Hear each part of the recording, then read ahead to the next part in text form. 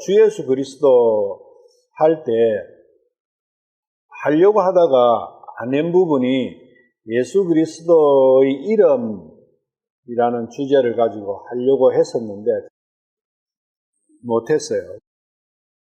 어차피 지금 예수님을 깊이 알아가는 그런 삶이 우리의 올바른 신앙생활이라는 거. 신앙생활은 내 의지로 내가 무엇을 내 생각을 갖고 하는 것보다는 예수님을 깊이 알다 보면 자연적으로 그 속에서 올바른 신앙생활의 길이 나온다는 거예요.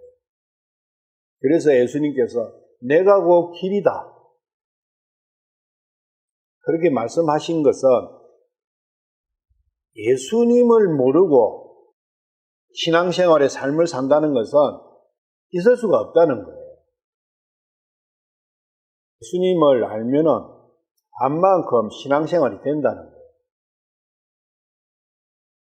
예수님의 이름, 예수 그리스도, 임마누엘 이런 것도 있지만 예를 들면 나는 참 포도나무요 이렇게 할 때 그 참 포도나무가 예수님의 이름이에요. 나는 하늘에서 내려온 빵이라 할 때 그 하늘에서 빵 이게 예수님이거든요. 그래서 그런 형태로 성경에서 예수님을 표현해놓은 그러한 말씀들이 있어요. 그걸 예수님의 이름 혹은 예수님에 대한 표현 혹은 예수님을 묘사한 말 뭐 이런 형태로 나타납니다. 사실은 창세기 1장 1절부터 요한계시록 끝까지 22장 끝까지가 다 예수님에 대한 말씀이지만 직접적으로 예수님의 속성을 간단하게 알 수 있는 그러한 말씀 구절이 한 600개 정도 돼요. 600개 전체를 찾아보면서 한번 할 텐데 그만큼 600개 구절을 그게 신구약 다 걸쳐서 창세기부터 다 있어요. 이 구절은 예수님의 어떤 부분을 말씀하시는 것이다. 그런 것이 내 속에 많이 들어있으면 신앙생활은 자연적으로 나오지 않아요. 방금 불른 찬송도 그런 부분의 일환이에요. 나의 친구, 예를 들면 그게 예수님의 한 또 이름이 될 수 있는 거예요. 그럼 어떤 측면에서 나의 친구냐? 그런 부분을 알면 좋겠죠. 요한복음 5장 39절. 성경 기록들을 탐구하라. 너희가 그것들 안에서 영원한 생명을 얻는 줄로 생각하느니라. 그것들은 곧 나에 대하여 증언하는 것들이에요. 예수님을 증언하는 간단 명료한 어떤 단어나 어떤 구절, 그런 부분을 찾아본다. 그 구절이나 그 단어 안에는 예수님을 설명하는, 예수님을 나타내는 예수님의 특징이나 속성이 들어있다는 거예요. 나는 참 생명의 빵이라 이렇게 할 때는 예수님의 어떤 측면이냐? 나는 참 포도나무다 할 때는 예수님의 어떤 측면이냐? 나는 길이요 할 때 그것은 예수님의 어떤 측면을 이야기하냐? 그 측면을 한 개 한 개 이제 알아보면 예수님의 많은 부분을 알 수가 있겠죠. 그게 이번 몇 번에 걸쳐서 될지 모르지만 이번에 살펴볼 내용들이에요. 그러다 보면은 성경에 전반적인 내용이 다 나올 거예요. 첫째로는 계시록 21장 7절. 이기는 자는 모든 것을 상속받으리니 나는 그의 하나님이 되고 그는 나의 아들이 되리라.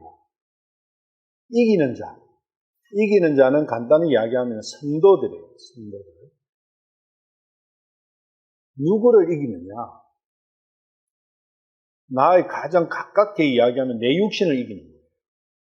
내 육신을 쳐서 복종시키고 다스리고 통치하는 그 자가 이기는 자예요. 그리고 그 안에는 세상도 포함되어 있고, 세상도 포함되어 있다는 것은 세상을 향한 모든 욕망을 내가 제어할 수 있다는 거예요. 이길 수 있다는 거예요. 그 상태를 세상을 이겼다 이렇게 표현하는 거예요.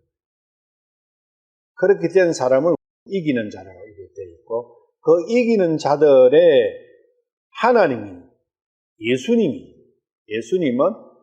그 이기는 자들의 하나님. 예수님은 하나님이다.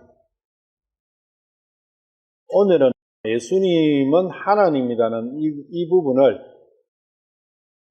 몇십 구절을 찾아보면서 증거를 할 것 같아요. 스가랴 8장 8절. 그들을 데려다가 예루살렘 한가운데 거하게 하리니 그들은 내 백성이 되고 나는 진리와 의 안에서 그들의 하나님이 됩니다. 마찬가지 성도들이죠. 예수님께서 자기 백성을 그들의 죄에서 구하러 오셨지 않습니까? 그 말씀이나 동일한 말씀이에요.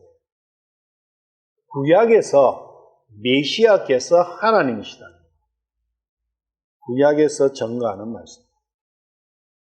히브리서 8장 10절.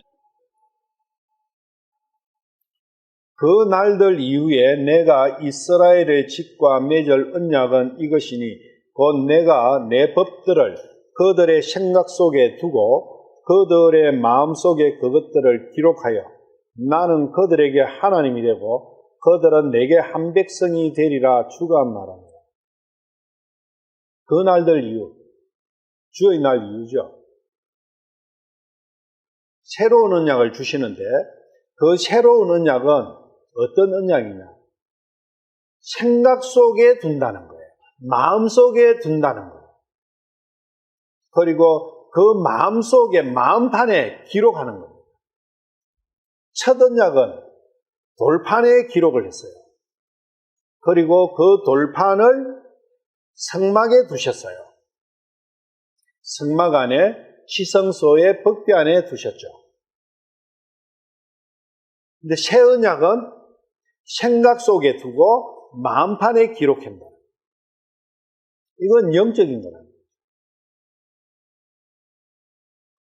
생각 속에 마음판에 기록하는 것은 각자에게 주어진다는 겁니다. 모세가 받은 율법은 온 이스라엘의 민족적인 차원에서 받았지만 새 언약의 약속은 각각의 혼에게 주어진다는 거죠. 부활은 각각의 혼의 문제다. 예레미야 31장 33절. 방금 히브리서 그 말씀이 여기에서 나왔죠. 예레미야서 31장 33절. 그러나 내가 이스라엘의 집과 맺을 언약은 이것이니 곧 그 날들 이후에 내가 내 법을 그들의 속중심부, 그러니까 속중심부 혹은 콩팥 이런 형태로 나오면 속마음이구나. 생각 속에, 아까 히브리서는 생각 속에 했잖아요. 속중심부에 두고 그들의 마음 속에 그것을 기록하여 마음판에 기록하여 나는 그들의 하나님 되고 그들은 내 백성이 되리라. 주가 말합니다. 예레미야서에도 이렇게 나와 있는 거예요. 예레미야 선지자 시대에 법궤가 없어져요. 법궤가 없어진다는 것은 율법의 그 판이 옮겨져 버려요. 폐기가 돼버린다. 폐기되면서 이렇게 예언을 해놓은 거죠. 예레미야가. 새로운 법이 온다. 그것은 각자의 마음 속에 기록이 되는 것입니다. 그러면 각자의 마음 속에 법궤가 있고, 각자의 마음 속에 지성소가 있고, 각자의 마음 속에 성소가 있고, 각자의 마음 속에 성막이 있다는 거예요. 이 하나님의 법이 주어지고 기록되고 주어진 그 혼을 가진 사람을 성전이라 하는 거예요. 하나님의 거처가 되는 거죠. 그게 하나님의 거처가 내 육신이 아니라 나의 혼이라는 거예요. 나의 마음이고 나의 생각 속에 있고. 예수님을 내가 영접한다는 것은 내 안에 하나님을 모시는 거예요. 그렇기 때문에 내가 성전이 됩니다. 예수님은 하나님이시다. 그 다음에 신명기 33장 27절 영원한 하나님께서 네 피난처가 되시며 영존하는 팔들이 밑에 있도다. 그분께서 네 앞에서 원수를 쫓아내시며 그들을 멸하라 하시리로다. 지금 이 상황이 우리의 마음속에 환란을 일으켜서 그 환란에서 원수를 쫓아내시고 그분의 왕국을 일으키시는 그것을 이렇게 표현하는 거예요. 영원한 하나님, 네 피난처가 돼. 나의 혼이 이 영원한 하나님으로 들어가는 거예요. 이 말씀은 영원한 하나님 메시아예요, 이분. 내 안에서 역사하시는 하나님, 그분이 예수님이다. 예수님은 영원하신 하나님이다. 시편 48편 14절 이 하나님은 영원 무궁토록 우리의 하나님이시니 그분은 우리가 죽을 때까지 우리의 인도자가 되시리라. 우리의 인도자, 메시아시죠. 그리스도죠. 그 그리스도는 영원 무궁하신 우리의 하나님이시죠. 우리를 빼고 나라고 하시면 좋겠죠. 구약에서 이스라엘 사람들이 하나님이라 하는 이 하나님은 영원무궁토록 우리의 하나님이신데 그분은 우리를 인도해 가시는 분이다. 이분이 메시아라는 거예요. 메시아는 곧 하나님이시고 영원무궁토록 우리의 하나님이신 거예요.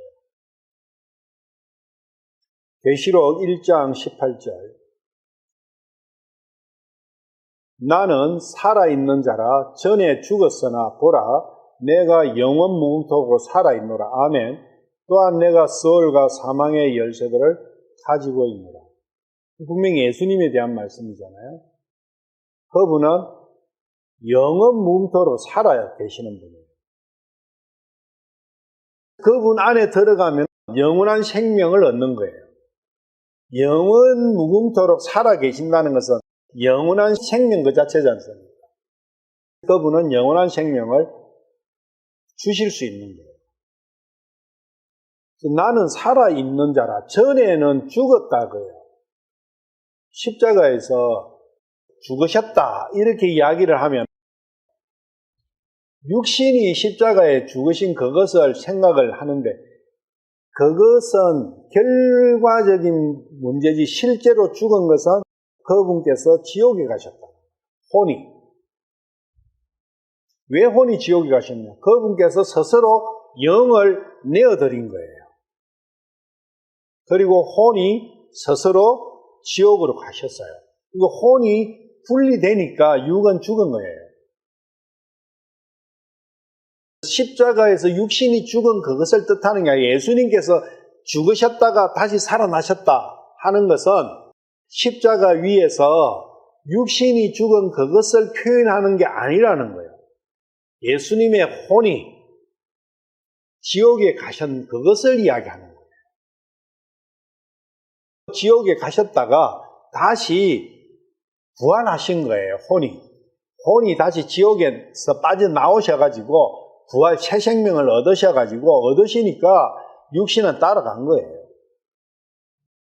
근데 우리는 그걸 생각을 안 해요. 보통 그냥 예수님께서 죽으시고 나를 위해서 십자가에서 죽으시고 3일 만에 부활하셨다면 전부 다 그 안에는 예수님의 육신만 가득 들어있어요. 잘못 알고 있어요. 예수님에 대한 부분에서 예수님의 부활에 대해 가지고 첫 열매, 처음으로 죽음 가운데서 부활하신 것은 예수님이 처음이라고 계속 나오거든요. 육신으로 따지면은 죽었다가 살아난 사람이 예수님이 처음이에요. 육신으로 따지면 나사로도 있고 야이르 딸도 있고 과부의 아들도 있고 그리고 구약에 가면 엘리사가 살린 사람도 있고 몇 명 있어요. 처음이 아니라고. 육신이 죽었다가 육신이 살아난 것은 예수님이 처음이 아니라고. 근데 성경에서는 예수님이 부활을 하신 것은 죽은 자로부터 부활하신 것은 예수님이 처음이라고 나오거든요. 앞으로 나올 거예요. 많이 나와요. 그런 것만 봐도 죽고 부활은 죽었다가 부활하는 것은 혼을 이야기한다는 거예요. 요한 1서 1장이죠. 그 생명이 나타나심에 우리가 그것을 보았고 또 아버지와 함께 계시다가 우리에게 나타나신 그 영원한 생명을 증언하며 너에게 보이노라. 예수님은 영원한 생명이라는 단어로도 표현이 되시는 거예요. 그 자신이 영원한 생명이에요. 예수님 자신이. 이사야서 9장 6절.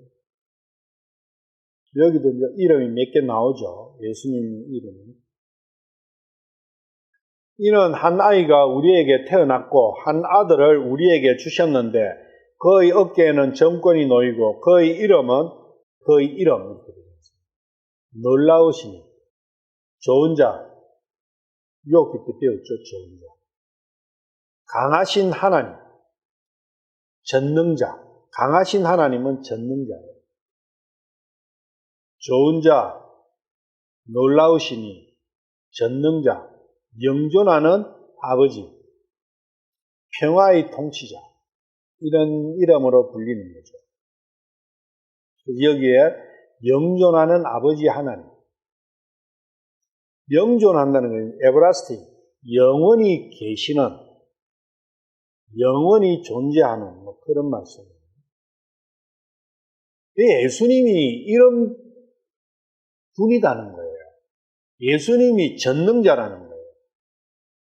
전능자는 모든 걸 할 수 있는 능력을 가지신 분이에요. 예수님이 그렇다는 거예요.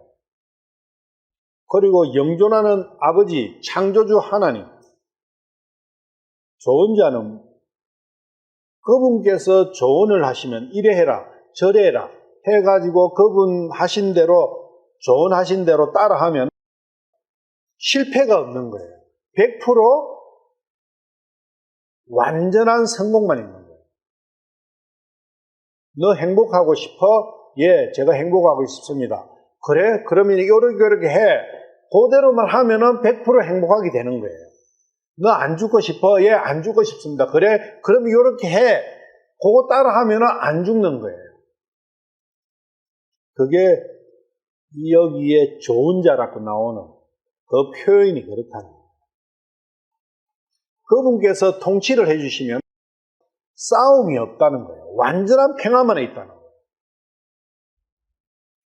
이 세상에 많은 왕들이 있고 대통령도 있고 이렇게 하지만 다들 그러죠.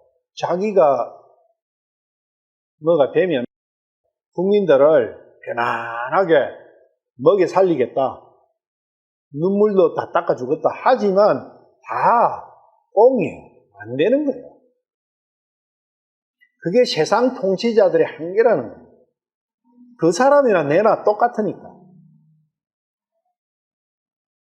그런데 이 통치자, 하나님이신 이 통치자께서 다스리시면 완전한 평화가 도래하는 거예요. 우리는 완전한 평화가 한 번도 경험을 해보지 않았기 때문에 어떤 건지 몰라요.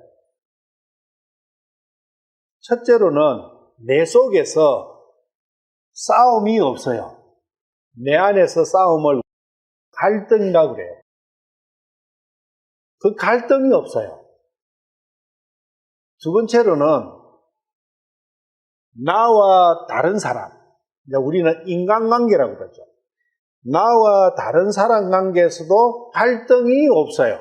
싸움이 없어요. 다툼이 없어요. 다툼이 없으면 미움도 없어요. 질투도 없어요. 시기도 없어요. 완벽한 거지 않습니까? 그분께서 통치해 주실 때 그렇다는 거예요.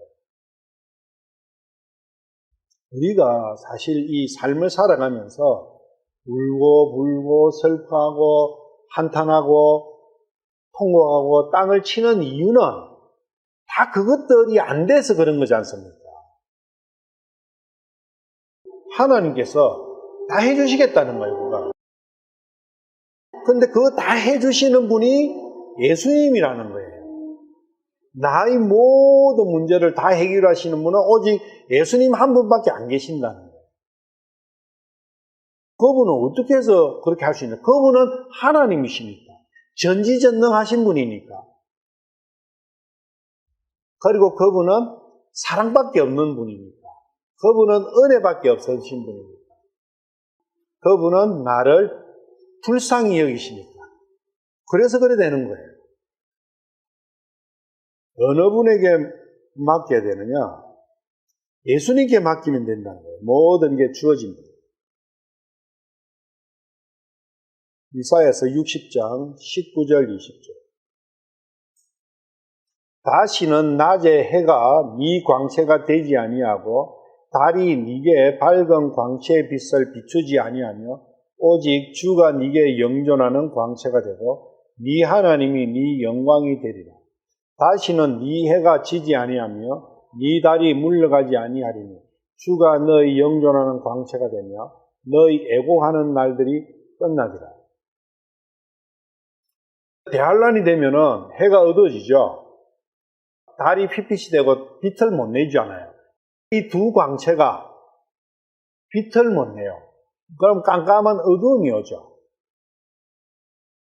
그 어두움 이후에 주님께서 오시면 주님께서 빛이 되어주신다는 거예요.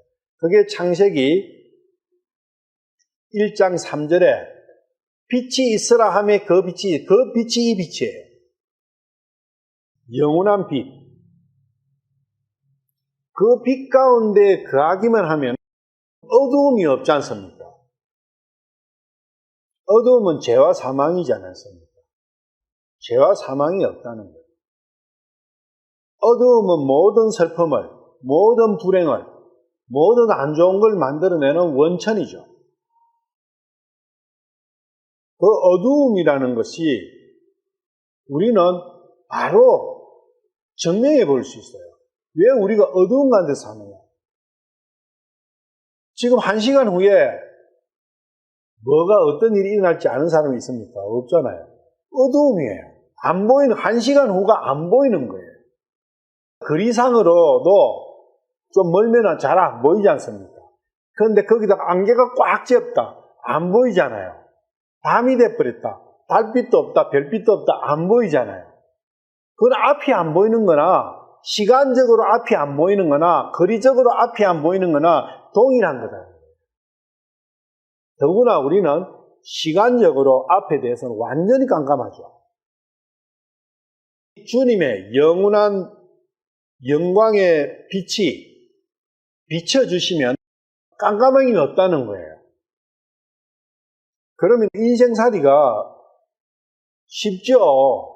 앞 일이 훤히 보이는데, 앞의 일이 훤히 보이는데, 근데 이렇게 이야기하면은 사람들이 대빵 하는 게, 아니, 내일 뉴스 나올 거 너 알아? 안다면서,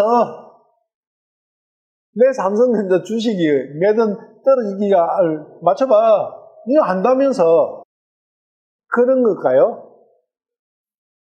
그런 거 아니에요. 전부 다 육신으로 따지니까 이 말씀이 실체화가 안 되는 거예요. 말은 해요. 그분의 빛이 오면은 어두운 가운데 안 다닌다. 말은 하는데 안 믿어지는 거예요. 왜? 전부 다 육신으로 생각하고 이 물질 세계를 생각하니까. 육신의 관점을 이야기하는 게 아니라는 거잖아요. 말씀 안에서는 이 세상이 어떻게 될 거니까 다 나와 있잖아요. 그걸 말씀하시는 거예요. 그게 믿지 않는 사람은 깜깜한 거예요. 적혀 있어도. 그런데 믿는 사람은 이게 자기가 다 받아들이잖아요. 실체가 되잖아요. 그러니까 자기 삶이 앞으로 어떻게 될 것인지 다 아는 거예요. 중요한 건 그거죠. 그리고 남의 일도 다 아는 거예요. 어떻게 될 것인지. 성경에 보면은 낳고 장가가고 시집가서 애 낳고 죽었잖아요. 그래서 낳고 죽는 거예요.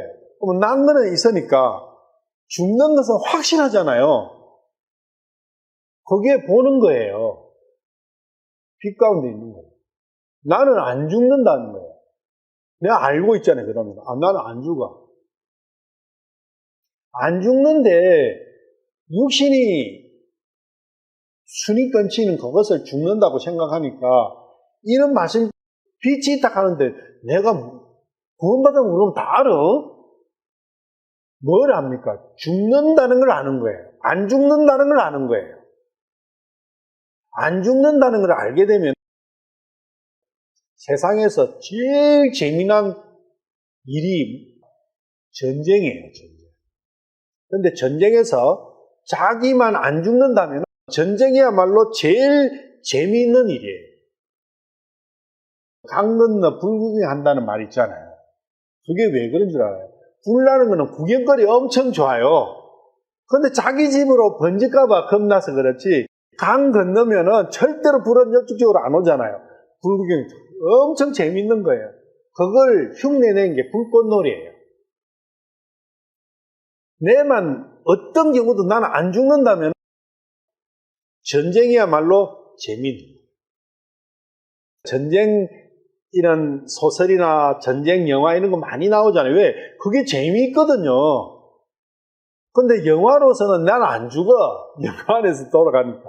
근데 그게 조금 내하고 멀어요. 영화니까. 근데 내가 전쟁터 이거 한가운데서 칼 들고 진짜 있으면서도 창 들고 있으면서도 안 죽어. 그러면 그것만큼 재미있는 일이 없어요. 이 세상 삶이 그렇다는 거예요.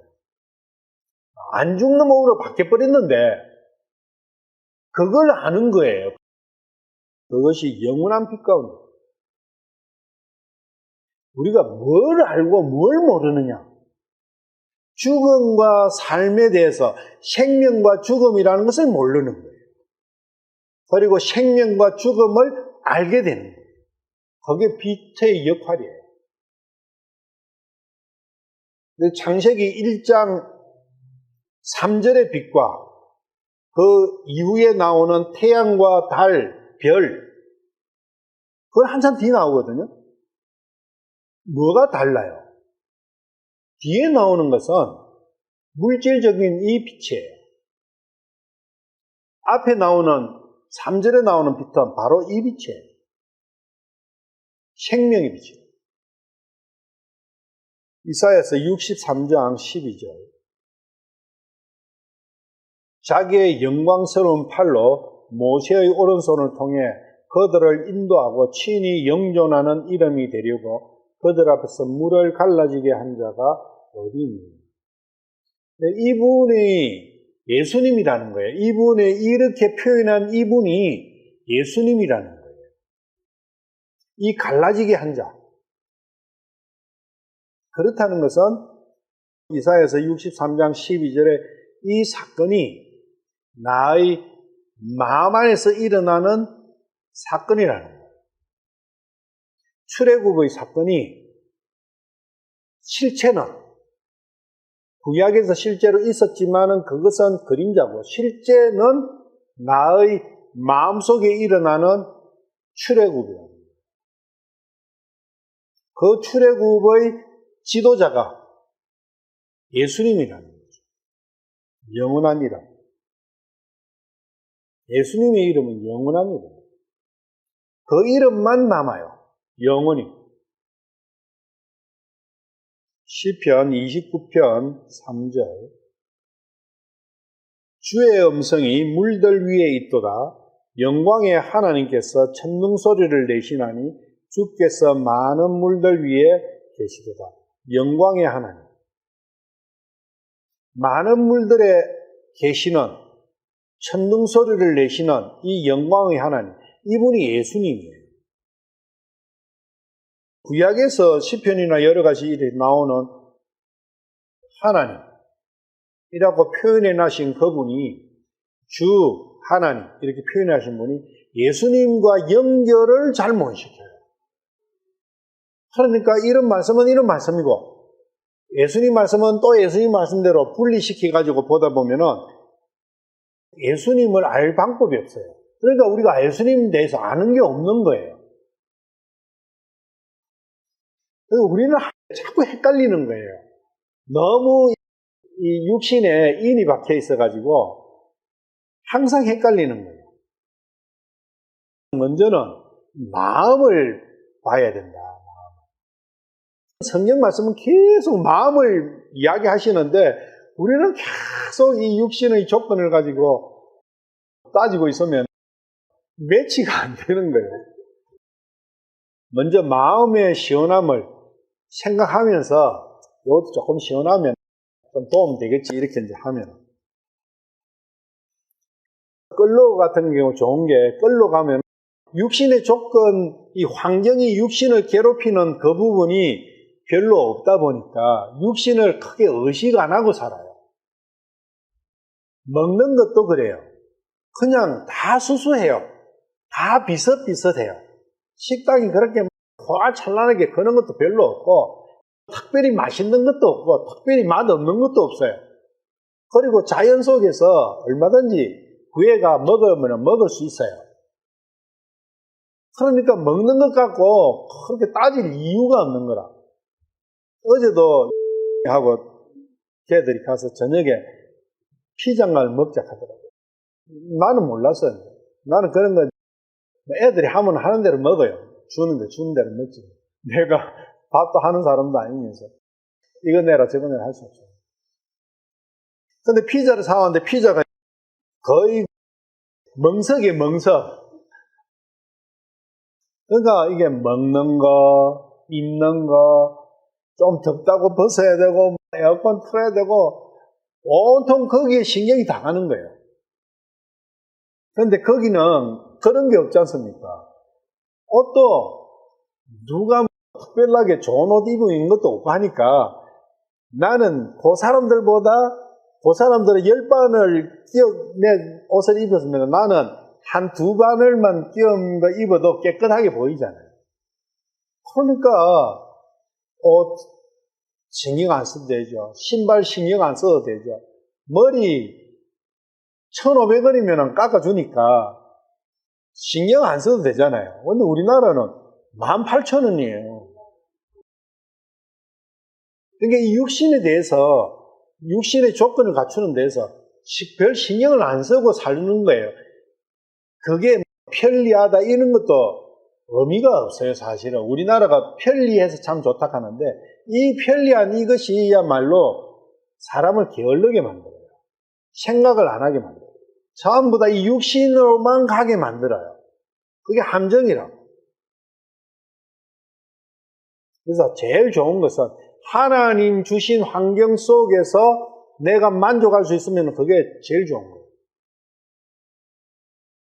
근데 이 한국에서 하나님 주신 환경 안에서 살 수 있는 데가 있어요? 없어요?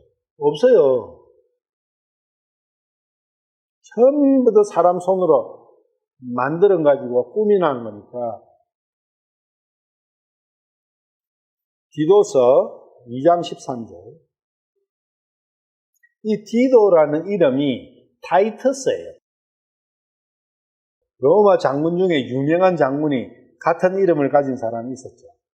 타이투스. 예루살렘 성전을 완전히 황폐하게 만들고 예루살렘을 완전히 정복한 그 장군이 타이투스죠. 이게 디도예요, 디도. 2장 13절. 저 복된 소망과 위대하신 하나님, 곧 우리의 구원자 예수 그리스도의 영광스러운 나타나심을 기다리게 하셨느니. 위대하신 하나님, 예수 그리스도. 오직 우리의 소망은 예수님이라는 거예요. 그 예수님의 영광스러운 나타나심, 나의 마음에 나타나심, 재림이잖아요. 이 굉장히 중요한 재림에 대한 말씀이에요. 그분이 나타나실 때는 위대하신 하나님으로서 구원자로서 나오시는 거예요. 나타나요. 재림은 구원하시는 분으로 오시는 거예요. 그 말씀이에요. 그 예수님께서 뭘 타고 오세요? 구름 타고 오시는 거예요. 구름은 말씀이에요. 물이지 않습니까? 하늘에 떠 있는 물이에요. 하늘에 떠 있는 하늘의 물은 말씀이라고요. 그래서 말씀으로 오시는 거예요. 뭐 구름 타고 오신 게 손오공처럼 무슨 구름 한 개 딱 띄우가 그 위에 타고 꼭 손오공 생각해. 구름 타고 오신다 이러니. 손오공 찐 사람이 성경을 좀 아는 사람인지 난 모르겠는데 서육이라고 구름 타고 다니는. 서양 그 중동의 아라비안 나이트나 이런 거 보면은 양탄자를 타고 다녀요. 바닥에 깔려있는 양탄자를 다 날아다니는 그런 게 나오는데 동양에는 구름을 타는 거예요. 손오공 대표적으로. 그런 게 동양이 서양보다 훨씬 앞서 있는 건 확실하다. 그러다 보니까 구름 타고 오신다니까 전부 다 손오공 생각하는 거예요. 예수님이 손오공처럼 해가 쫙. 시편 42편이죠. 내 혼이 하나님 곧 살아계신 하나님을 찾기에 목이 타니 내가 어느 때에 가서 하나님 앞에 보이리. 이 혼의 문제죠. 살아계신 하나님. 하나님은 살아계신 하나님. 예수님은 영원 무궁토록 살아계신 거예요. 죽으신 분이 아니다. 살았다, 죽었다, 그 개념이 죽은 상태라는 것은 어떤 상태예요? 하나님과 분리되어 있는 상태. 그런데 예수님은 영원 무궁토록 살아계셔요. 그렇다는 것은 뭐예요? 예수님은 영원 무궁토록 하나님과 함께 있다는 거예요. 살았다, 죽었다는 개념을 바꾸셔야 돼요. 그래야 성경 말씀이 제대로 보여요. 성경에서는 계속 살았다 죽었다 그렇게 말해요. 나는 계속 이놈의 육신이 숨이 끊어진 그걸 죽었다는 걸로 생각을 하면은, 그리고 육신이 지금 살아있으니까, 숨 쉬고 있으니까 살아있는 그걸 또 살았다 생각하면은 성경은 안 풀려요. 그래서 자꾸 바꿔가야 돼요. 내 생각을. 육신이 죽은 것은 자는 건데 문제는 예수님을 만나지 못하고 예수님과 일체가 되지 않는 가운데서 육신이 죽은 것은 혼도같이 죽는 거예요. 영원한 죽음이죠. 그것을 성경에서는 destroy, 소멸된다, 파멸된다, 멸망한다 그렇게 표현해요. 죽는다는 표현보다는 그런 표현을 멸망한다, 파멸된다, 소멸된다 그 표현을 해요. 그래서 멸망받으면 안 되잖아요. 디모데전서 3장 16절 논쟁의 여지가 없이 하나님의 성품의 신비는 위대하도다. 하나님께서 육체 안에 나타나시고 성령 안에서 어렵게 되시고 천사들에게 보이시고 이방인들에게 선포되시고 세상에서 믿기시고 영광 속으로 올려져서 영접을 받으셨느니라. 예수님의 일대기가 이렇게 간단하게 한 구절로 딱 요약을 시킨 거죠. 예수님의 탄생은 하나님께서 육체 안에 나타나신 것이다. 처음에 아담의 육체를 만들어내시 낳고 흙으로 만드시 낳고 그 안에다가 하나님의 영을 불어넣으시니까 살아있는 혼이 됐잖아요.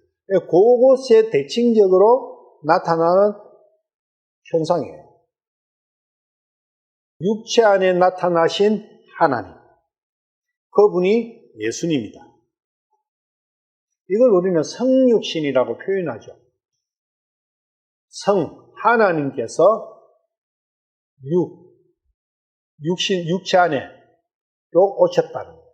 그래서 성육신 하신 예수님, 이렇게 표현하는 거예요. 예수님 자신은 그렇게 표현한 거예요. 어떤 때는 사람의 아들, 어떨 때는 하나님의 아들.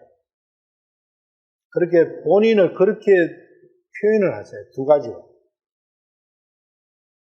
하나님의 아들이라고 표현하실 때는 자신이 하나님이라는 그것을 나타내 이야기를 하신 것이고, 사람의 아들이라 할 때는 자신의 육신의 조건을 가지고 말씀하신 거예요. 그리스도라 하면 한 몸 안에 사람도 되시고 하나님도 되시는 분, 그 두 개가 한 몸 안에 같이 거하시는 분을 우리는 그리스도, 메시아라 한다. 예수님은 그리스도다, 이렇게 표현하는 거예요. 지금은 예수 그리스도가 한 단어처럼 우리가 이야기하지만 사실은 예수께서 그리스도시다, 그렇게 표현해야 정확합니다. 예수가 그리스도시다. 그것을 믿느냐? 마태복음 1장 23절. 보라, 처녀가 아이를 베어 아들을 낳을 것이요 그들이 그의 이름을 임마누엘이라 하리라 하셨으니, 이것을 번역하면 우리와 함께 계시는 하나님이라는 뜻이라. 임마누엘, 우리와 함께 하시는 하나님. 그러니까 하나님께서 세상에로 오신 거예요. 내려오신 거예요. 세상으로 내려오신 그 하나님을 일컬을 때 임마누엘이라고 표시하는 거예요. 그리고 육신 안으로 오셨다는 그것을 표현할 때는 그리스도라고 표현하시는 거예요. 그리스도와 임마누엘을 구분할 수 있어야 돼요. 그리스도는 뭐고? 이렇게 답이 있어야 돼요. 임마누엘은 뭔데? 이러면 답이 있어야 돼요. 이사야서 7장 14절 같은 말씀이에요. 이거는 예언의 말씀이고, 방금 읽은 마태복음 말씀은 성취의 말씀이에요. 그러므로 주께서 친히 한 표적을 너희에게 주시리라. 보라, 처녀가 수태하여 아들을 낳고 그의 이름을 임마누엘이라 하리라. 이 임마누엘이 마태복음에서 설명이 나오죠. 우리와 함께 하시는 하나님. 하나님께서 사람의 육체 안에 거하시는 목적과 하나님께서 이 세상으로 내려오신 목적, 즉 임마누엘이 되신 목적과 그리스도가 되신 목적이 각각 다르다는 거예요. 그러니까 여러 가지의 목적을 동시에 가지고 오신 거예요, 예수님은. 임마누엘과 그리스도가 같은 분이 같은 사역을 할 때 이 두 개의 단어는 서로 굉장히 관련이 있어요. 한 개만 따로 떨어져 가지고는 안 돼요. 그리스도는 임마누엘이어야 됩니다. 그리고 임마누엘은 예수님이 돼야 돼요. 하나님께서 왜 육신을 입으셨습니까? 하나님께서 육신을 입으신 목적이 뭡니까? 피를 흘려주셔야 되기 때문에. 무죄한 피를 흘려주셔야 됩니다. 그리고 임마누엘이 되셔야 되는 것은, 임마누엘은 하나님께서 우리와 함께 있잖아요. 우리의 죄를 담당을 하시려면 나와 같은 존재가 되어줘야 돼요. 그리고 우리가 만나볼 수 있어야 되지 않습니까? 우리와 같은 모습이 돼야 우리가 만나고 대화를 하고 이야기도 하고 할 수 있지 않습니까? 그것은 임마누엘의 역할이라는 거예요. 빌립보서 2장 6절. 그분은 하나님의 형체로 계시므로 하나님과 동등함을 강탈로 여기지 아니하셨습니다. 하나님과 동등하신 분이에요. 여기 영어로는 equal with God. equal이다 그래요. 이거 같은 거지 않습니까? 골로새서 1장 15절. 그분께서는 보이지 아니하는 하나님의 형상이시요 모든 창조물의 처음난 자이시니 보이지 아니하시는 하나님의 형상. 그러니까 하나님은 우리가 볼 수도 없어요. 만날 수도 없어요. 느낄 수도 없어요. 대화할 수도 없어요. 그 상태에서는 올바른 믿음을 가질 수가 없어요. 그래서 예수님께서 하나님의 형상을 가지고 임마누엘로 오신 거예요. 그리스도로 오신 거예요. 오셨기 때문에 우리가 만나서 대화하고 볼 수 있고 만질 수 있고 친교할 수 있는 거예요. 교제를 할 수 있는 거죠. 예를 들면은 내 친구가 저 목성에 가서 살아. 나는 지구에 있어. 근데 목성하고 지구하고 다니는 우주선이 없어져 버렸어요. 그러면 친교가 됩니까? 안 돼요. 그런 이야기예요. 하늘나라와 땅은 완전 별개의 세상이라는 거예요. 여기는 오갈 수 있는 통로도 없어요. 우주선도 없어. 다리도 없어. 길도 없어.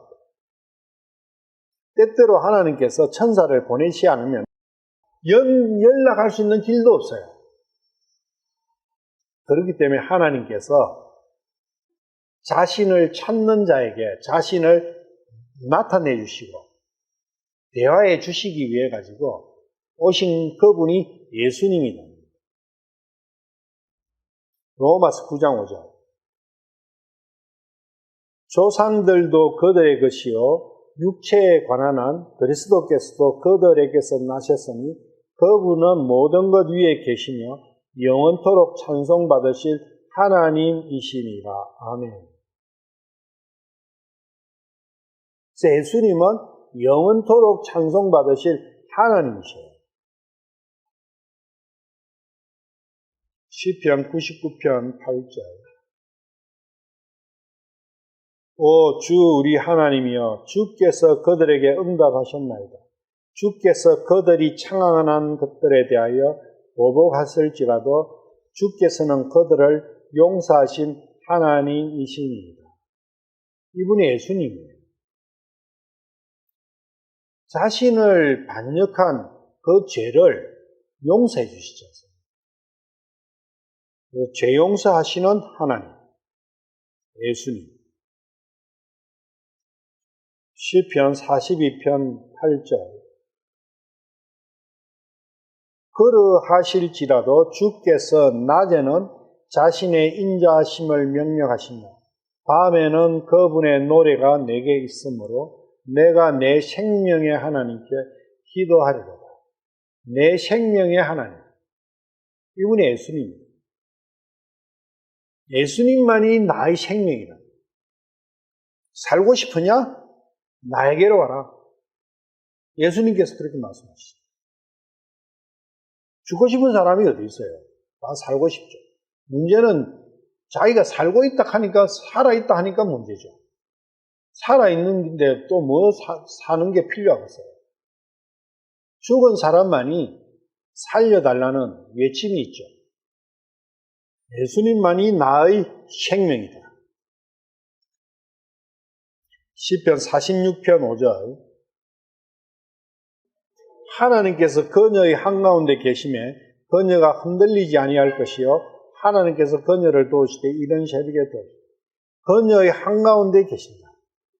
이 그녀로 표현된 것은 혼이에요. 마음이라고. 그 마음의 도성 가운데 계신다. 생명나무가 동산의 가운데 있지 않습니까? 그 생명나무는 우리가 잘 알죠. 예수님이시죠. 그래서 이런 형태로도 표현이 되는 거예요. 시편 31편 5절. 주의 손에 내 영을 맡기나이다. 오 주 진리의 하나님이여, 주께서 나를 구속하신다이다. 주의 손에 내 영을 맡기나이다. 예수님께서 십자가상에서 이렇게 외치셨죠. 진리의 주 하나님. 진리가 뭡니까? 진리가 뭐냐 이라면 뭔가가 뺑뺑 돌아가는데 빌라도가 진리가 뭐냐 이렇게 질문했죠. 나에게 있어서 진리는 무엇이냐? 각자가 자기에게 한번 질문해 볼 필요가 있어요. 진리는 무엇이냐? 진리는 첫째로는 영원히 변치 않는 것이 진리입니다. 죽음은 영원하지 못하게 만드는 거예요. 나무가 영원할 것 같은데 죽잖아요. 죽으면, 살아있다가 죽으면 그것은 진리가 아니죠. 그래서 이 세상 안에는 진리가 없어요. 다 변하니까. 육신도 죽잖아요. 썩잖아요. 그러면 그건 진리가 아니에요. 생명, 영원한 생명이야말로 진리예요. 그거는 변치 않으니까. 그럼 영원한 생명이 예수님이시죠. 그래서 예수님만이 진리예요. 진정 우리가 바라는, 궁극적으로 바라는 그 부분을 진리라고 하는데, 돈이 진리고 세상의 성공이 진리고 건강이 진리일 수 있어요. 그렇지만 그것은 우둔하고 잘못하는 거예요. 그건 진리가 아니에요. 그것은 추구할 가치가 없는 거라고. 추구할 가치가 딱 있는 거 한 개라면 진리예요. 예수님을 추구하라 그러죠. 진리가 예수님 안에 있는 그런 게 아니고 예수님 자체가 진리라. 시편 43편 2절. 주는 나의 힘이 되시는 하나님이시거늘 어찌하여 나를 버리시나이까? 내가 어찌하여 원수의 학대로 인해 애곡하며 다니나이까? 내 능력의 하나님, 나의 힘이 되시는 하나님. 힘이 있어야 뭔가 할 수 있죠. 능력이 있어야 뭔가를 할 수 있지 않습니까? 능력 없이 내 의욕만 가지고 하다 보면 맨날 사고나 치죠. 의욕만 가지면 되지는 않습니다. 능력이 있어야 돼요. 힘이 있어야 돼요. 그걸 성경에서는 권능이라 하는 거예요. 내가 원하는 게 있다면 그것을 원하는 것을 가지기 위해서는 내가 권능이 있어야 돼요. 최종적인 진리, 죽지 않는 거, 안 죽고 싶은 거 있지 않습니까? 내가 안 죽고 싶어. 안 죽고 싶은 건 내가 막 한다 해서 되는 게 아니에요. 왜? 나는 안 죽을 수 있는 권능이 없어요. 오직 하나님만이 안 죽게 하실 수 있는 거예요. 그래서 그 하나님을 나의 힘으로 삼으면 안 죽는 거예요. 그 하나님이 예수님이다. 예수님과 나의 관계가 얼마만큼 밀접하고 모든 것이냐, 그걸 한 개 한 개 찾아보는 거예요. 예수님하고 관계를, 당신하고 예수님하고 관계를 한번 설명을 해보시오. 이렇게 하면은 어떤 사람 보고 예수 믿으세요 이러면, 아니 예수하고 내하고 무슨 상관이 있습니까? 이렇게 질문했을 때 무슨 말을 해줄 수 있느냐? 그 문제거든요. 예수 믿으러 가지 않습니까? 그럼 상대방이 100% 아니 예수하고 내하고 무슨 상관인데 이래 분명히 이야기하죠. 그때 무슨 이야기를 해주느냐는 거예요. 당신하고 예수님은 이런 관계라는 것을 설명을 해야 믿든 안 믿든 할 거 아니에요. 지금 우리는 그걸 배우고 있다고. 성경 말씀 안에서. 첫째로는 너를 만드신 하나님이요. 그리고 너가 이렇게 살아갈 수 있는 모든 환경을 주신 분도 예수님이요. 공기를 주시고 해를 주시고 밤도 주시고 모든 이 우주의 물리 현상이라든지 이런 것이 예수님이 다 주신 거야. 거기서부터 시작하는 거죠. 여러 가지로. 그리고 너 슬픈 거 있어 없어? 있지. 너 필요한 거 있어 없어? 있지. 너 죽지? 죽지. 당연히 죽지. 안 주고 싶어? 방법이 없네. 뭐 안 주고 싶은 마음이 있지만 아니야. 안 죽을 수 있어. 이런 형태로 예수님과 그 사람의 상관관계를 얼마만큼 디테일하게 말씀에 근거해서 정언할 수 있느냐, 증거할 수 있느냐. 그게 예수님을 증거하는 거예요. 시편 18편 47절. 하나님은 곧 내 원수를 갚아주시고 백성을 내 밑에 복종하게 하시는 이시도다.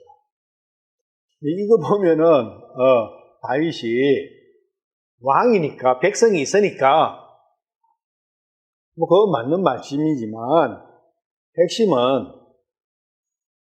내 원수고 내 백성이 있다는 거예요. 내 백성이 있다는 것은 내가 왕이라는 거죠. 그리고 내 원수가 있다는 거예요. 내 원수는 나의 육신이다. 내 백성은 내 속에 있는 수없이 많은 여러 가지의 생각들이다. 그렇게 생각하시고 보세요. 그 생각들을 내 밑에 복종하게 하시고 나를 반대하는 자 있으면 원수를 썰어버리신다. 그분은 하나님만이 하실 수 있다. 그 하나님이 예수님이시다. 예수님만이 나의 모든 문제점을 다 해결해 주실 수 있다. 나의 진짜 원수를 쳐부수실 수 있다. 나는 내 육신한테 이길 수가 없죠. 시편 4편 1절. 오 내 의의 하나님이여 내가 부를 때에 내 말을 들으소서. 내가 공경에 빠졌을 때 주께서 나를 넓혀 주셨사오니 내게 긍휼을 베푸시고 내 기도를 들으소서. 내 의의 하나님, 나를 의롭게 할 수 있는 유일한 하나님,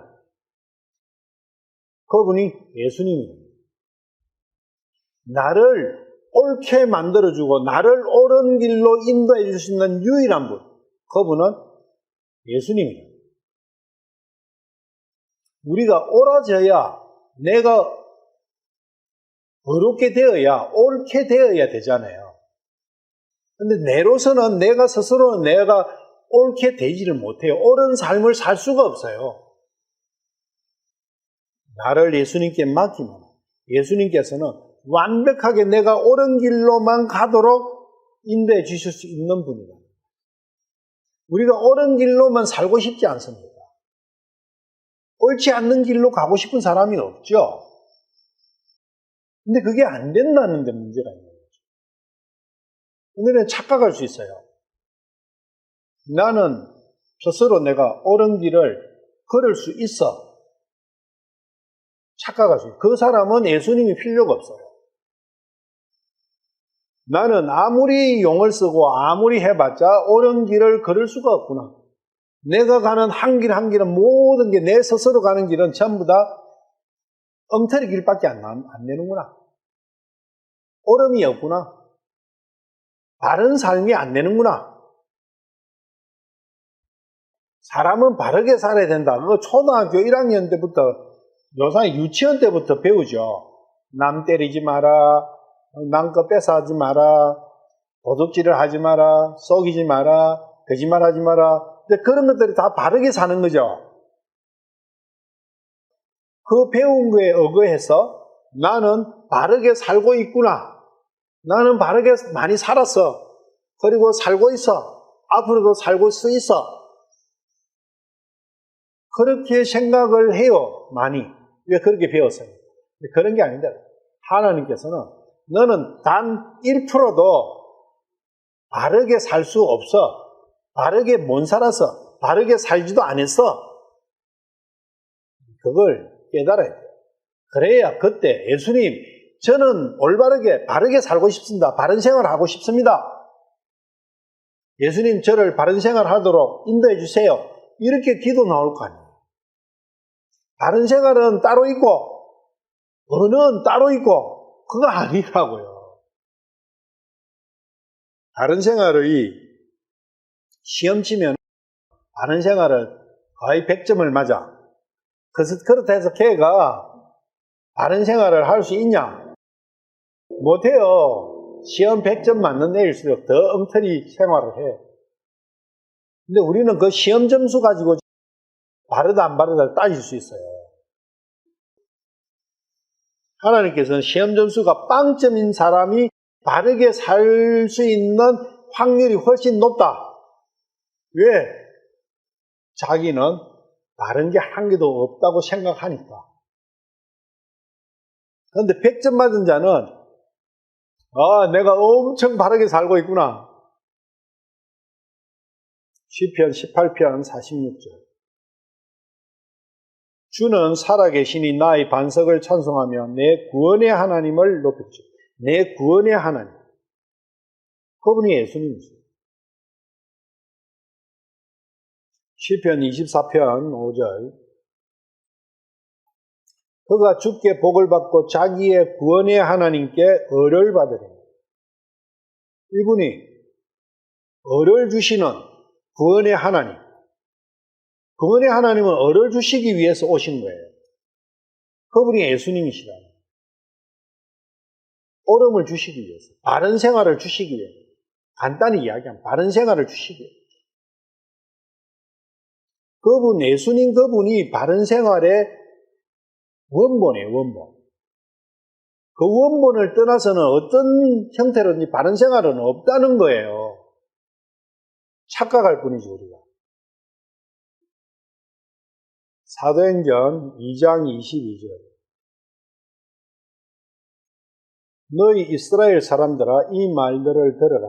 너희 자신도 아는 바와 같이 하나님께서 나사렛 예수님을 통하여 기적들과 이적들과 표적들을 너희 한가운데서 행하사 그분을 너희 가운데서 하나님의 인정받는 받은 사람으로 삼으니라.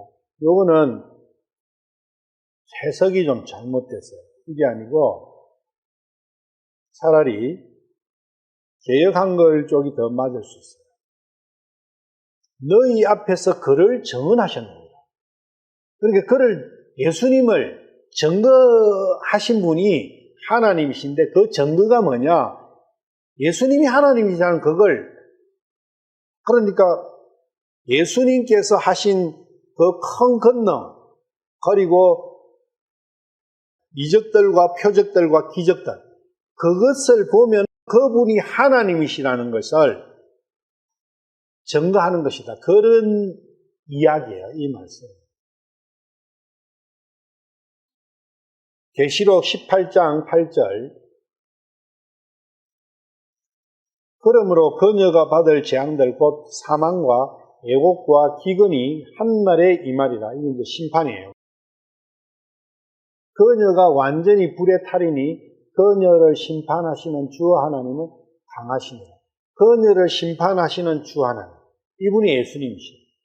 이게 지금 바벨론이 심판받고 바벨론이 완전히 멸망하는 그 부분을 말씀하시죠. 바벨론은 내 마음밭에 하나님의 성전터를 허물고 거기에 자기의 전을 지어가 거기에 거하던 그 존재와 그 존재를 따르는 무리들과 그 전체를 도성 바벨론이라고 그 도성을 파괴시켜버리고 멸망시켜버리고 거기에 진정한 하나님의 도성을 다시 건축하는 시온을 건축하고 거기에 하나님께서 거하시면서 나를 통치하는 그것은 전체적으로 하나님의 왕국과 예수님께서 왕이 되신 그 하나님의 왕국이라고 표현을 하죠. 로마서 3장 23절. 모든 사람이 죄를 지어 하나님의 영광에 이르지 못하되 여기 하나님의 영광이 나오죠. 이 하나님의 영광은 예수님이에요. 죄가 있기 때문에 예수님의 접근이 안 되는 거예요. 이 죄가 없어져야 예수님하고 만나가지고 예수님하고 손을 잡을 수 있는 거예요. 예수님의 손을 잡고 혹은 예수님의 발을 잡고 예수님 앞에 엎드려서 예수님께 내 사정을 말씀드릴 수 있어야 되지 않습니까? 예수님과 한 몸이 되려면 그분을 만나야죠. 근데 죄라는 게 그걸 가로막고 있다. 그래서 하나님의 영광이라 하면은 좀 막연하죠. 마태복음 16장 27절. 사람의 아들이 자기 아버지의 영광 중에 자기 천사들과 함께 올 것이요 그때 그가 각 사람에게 그의 행위대로 갚아주리라. 사람의 아들이 자기 아버지의 영광 중에 자기 아버지의 영광과 사람의 아들은 대칭이에요. 같은 거라고. 서로 수식하는 거예요. 그래서 예수님께서는 아버지의 영광을 다 갖고 계시는 거예요. 그래서 그 영광을 나눠주시는 거예요. 각 사람에게 그의 행위대로 갚아주리라니까 선한 행위를 선을 행한 자는 영광을 하나님의 아버지의 영광을 나눠주겠죠. 선을 행한다는 그 행하는 게 선에 연합하는 거예요. 마가복음 8장 38절.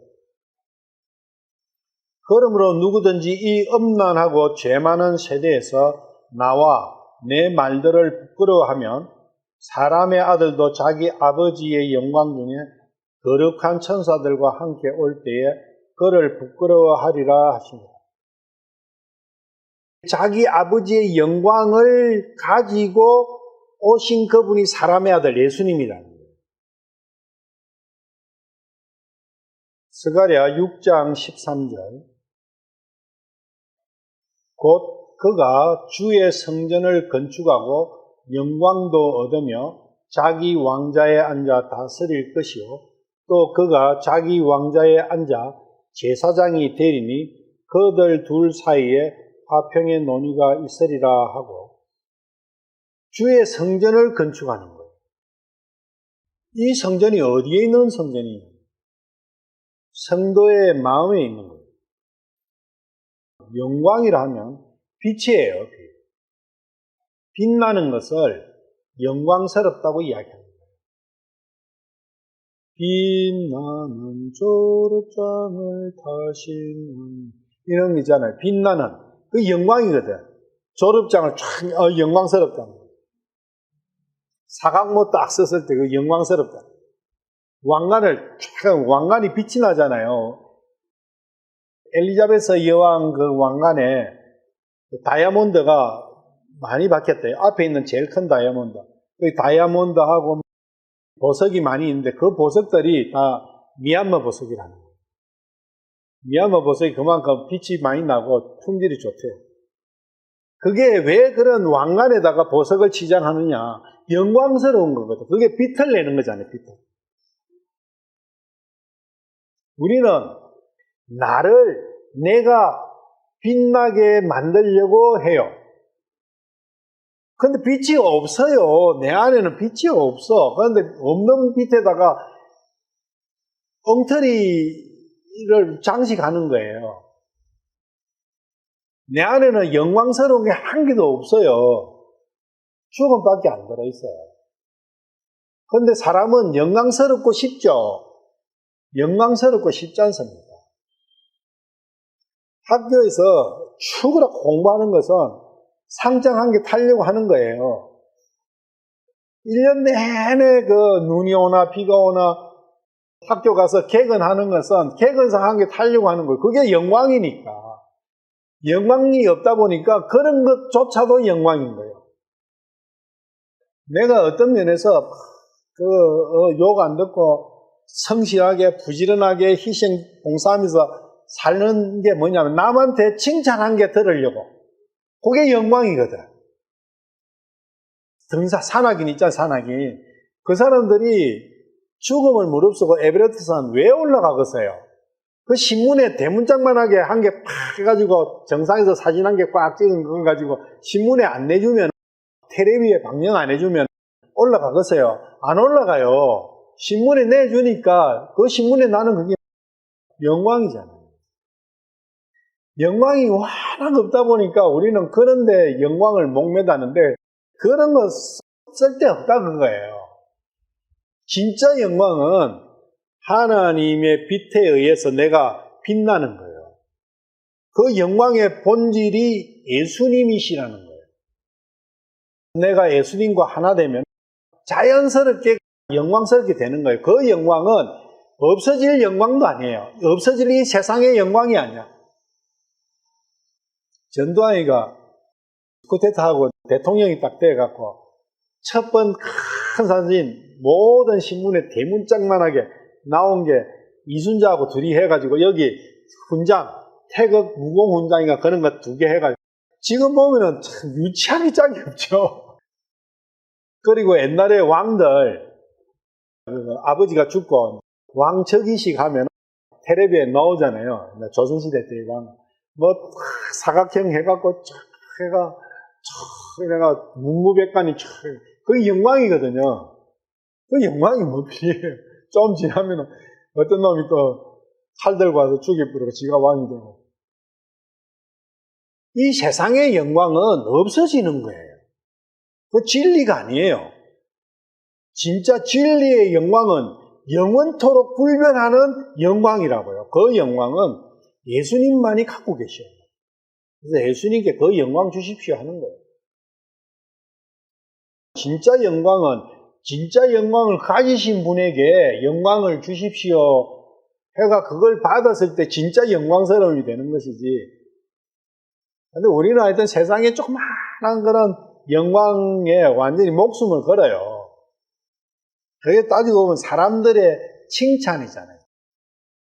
그 사람들의 칭찬 그거 아무것도 쓸데없어요. 그거 아무것도 아니에요. 요사이는 칭찬도 칭찬하는 자기가 뭔가 유익을 얻기 위해가 칭찬하는 게 더 많아요. 그러니까 그거 듣고 우쭐하면 바보지. 속으로는 제가 인간 같지 않은 게 하면서 앞에서는 당신이 너무 훌륭해가지고 내가 시를 지어서 시를 당신의 행적은 찬란하고 하면서 속으로는 저 바보 같은 놈, 아이고 내 발가락 떼맞지도 못한 놈 이렇게 생각하면서 우리가 세상에서 서로 영광을 주고받고 하는 게 그런 것들이라고. 얼마나 더러운 거예요. 똥보다도 더러운 그런 영광을 서로 주고받고 똥을 던지는 거예요. 내가 똥 한 개 철푸덕 얼굴에 맞고 나도 또 내 똥을 또 얘가 또 한번 탁 던지가 서로 얼굴에는 똥으로 가득한데 영광으로 가득한 줄 알고 있으면 그게 참 얼마나 어이없는 일이야. 우리 인간사가 그렇다고 너무나 이상한 거예요. 생각해보면 생각해볼수록 쏟고 썩이는 거죠. 예레미야 17장 12절 영화로우며 높은 왕자는 처음부터 우리의 성소가 있는 곳입니다.